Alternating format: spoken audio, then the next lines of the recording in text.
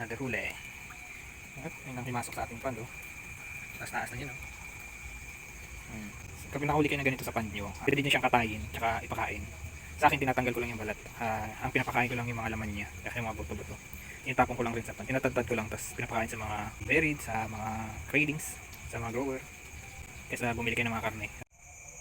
So ayan, tinadtad lang natin. Anuhin lang natin to.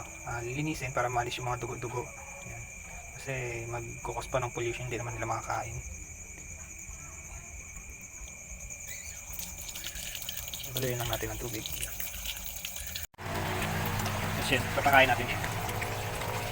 Ilan tayo ng ilan kasi nabigyan ko na sila ng feed. So ito naman yung mga grower natin. Puro babae lang dito. Dito puro babae din. Mga galing sa pangitlog. Yan din natin. Okay.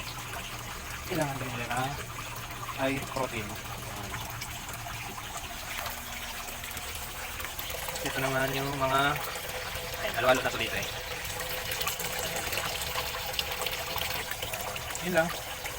Nakatipid tayo na masupay kalagay natin.